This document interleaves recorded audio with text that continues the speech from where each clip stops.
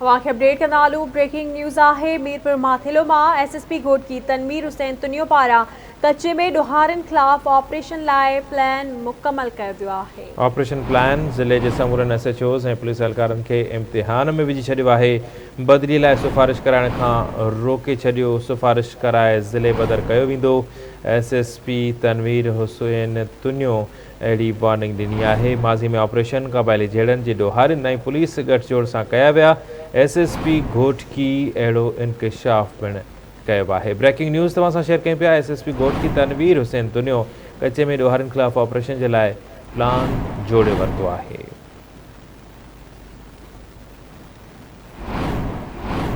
बदिलीअ लाइ सिफ़ारिश कराइण खां रोकियो वियो आहे। सिफ़ारिश कराई वई त ज़िले बदर कयो वेंदो। एसएसपी तनवीर हुसैन तुनियो एहलकारनि ऐं अमलदारनि खे अहिड़ी वार्निंग पिणु ॾिनी आहे। तफ़सील मालूम कंदासीं। मीरपुर माथिले मां आवाज़ न्यूज़ रिपोर्टर लतीफ़ वसीर असांखे जॉइन कयो आहे। जी लतीफ़, छा चवणु आहे एसएसपी घोटकी जो?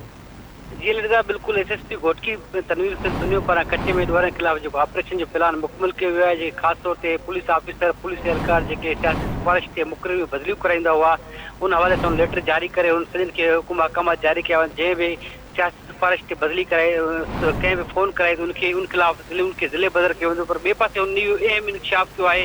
माज़ी में जेके बि पुलिस ऑपरेशन थिया पुलिस जी गठजोड़ सबबु कया विया उहो तमामु ग़लति अमल हो। केतिरनि ई गठजोड़ ऑपरेशन सबबु पुलिस जो केतिरो नुक़सानु थियो। इहा जेका हिकमत मिली हुई इंतिहाई नाक़द हीअ जेको ऑपरेशन कयो वेंदो ॾोहारियुनि ख़िलाफ़ मुकमल ॾोहारियुनि जे ख़ात्मे ते ऑपरेशन हूंदो। पर ख़ासि तौर ते ज़िले घोटकी अंदरि जेके पुलिस ऑफिसर पुलिस जा एहलकार चौकी इंचार्ज ख़ासि तौर ते सियासी सिफारिश ते मुक़ररियूं बदिलियूं कराईंदा हुआ उन्हनि ते मुकमल तौर ते पाबंदी लॻाई वई आहे। इहो बि लेटर में ॼाणायो वियो आहे। जंहिं बि सियासी हवाले सां का बि सिफारिश कराए त उनखे जेको आहे ज़िले बदर कयो वेंदो। जी अच्छा लतीफ़, ॿियो छा चवणु आहे एसएसपी जो त माज़ी में ऑपरेशन क़बाइली जहिड़नि जे ॾोहारियुनि ऐं पुलिस गठजोड़ सां कया विया? मतिलबु एसएसपी घोटकी माज़ीअ में ऑपरेशन नाकाम हुजण जो जेको कारण आहे उहो गठजोड़ ॿुधायो आहे जेको ॾोहारियुनि जो ऐं पुलिस जो इंकशाफ बि आहे। वॾी ख़बर आहे लतीफ़ इहा।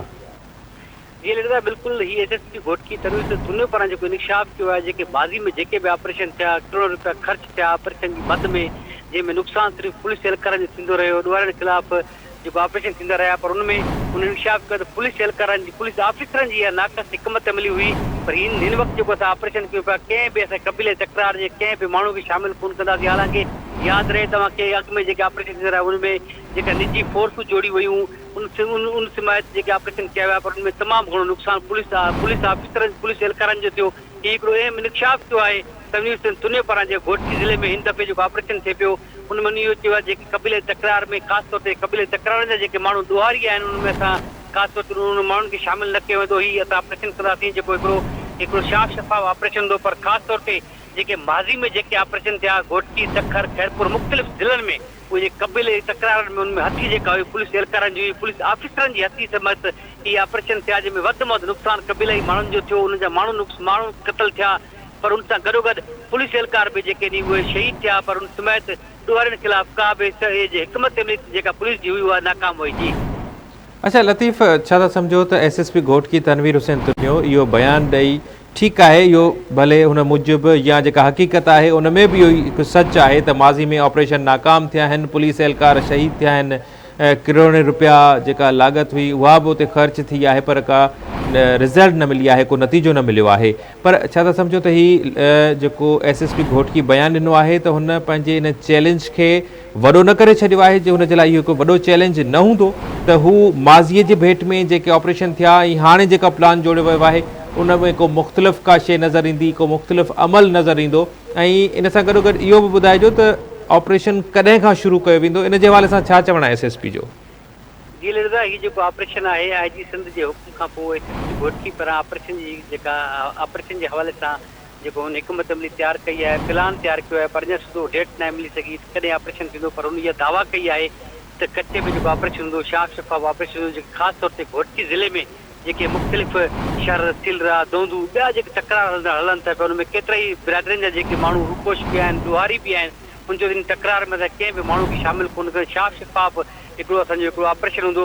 पर दावा करे थो पियो एसएसपी तनवीर तुनियो ॾिसिजे त घोटकी जो जेको कचो आहे ख़ासि तौर ते रोहती कचो उन सां गॾोगॾु जेके कचे जा जेके एरिया आहे उते तकरीबन 4 ऑपरेशन ग्रैंड ऑपरेशन घोटकी में थिया पर उन्हनि ऑपरेशन में नुक़सान सिर्फ़ पुलिस एहलकारनि जो थियो पुलिस जा जवान शहीद थिया पर उन सां गॾोगॾु जेके पुलिस जा जवान शहीद थिया पर एसएसपी ऑफिस में जेके प्रोसिक्यूशन ब्रांच पारां उन्हनि जा केसनि जी मालिकी न कई वई उन्हनि जा केस बि लुड़ी विया हिन दफ़े एसएसपी दावा करे थो पर ॾिसजे त उनखे केतिरी जेका अख़बार मिले थी पई ख़ासि तौर ते कचे जे ऑपरेशन में हुते कचो घोटकी जो कचो आहे ॿिए तरफ़ जेका हू बॉर्डर इलाइक़ो आहे कशमोर कंदकोट की जेके क्रिमिनल एरियाज़ आहे रोहती समाज जे कचे जा इलाइक़ा आहिनि उन हवाले सां दावा कई आहे जेको ऑपरेशन कयो वेंदो हुनमें छा ऑपरेशन हूंदो पर उन जेका इहे पाबंदी लागू कई आहे पुलिस ऑफिसर ऐं पुलिस एहलकार जे ख़ासि तौर ते जेके सिफ़ारिशूं कराईंदा हुआ मुक़ररियूं कराईंदा हुआ थाणनि ते चौकियुनि ते या पुलिस एहलकार पाण खे ऑपरेशन खे बचाइण जे लाइ उन ते पाबंदी लागू कई वई आहे पर उन अहम इंकशाफ़ कयो आहे जेको ऑपरेशन थींदो उनमें असां ख़ासि तौर ते जेके क़बीले तकरार जेके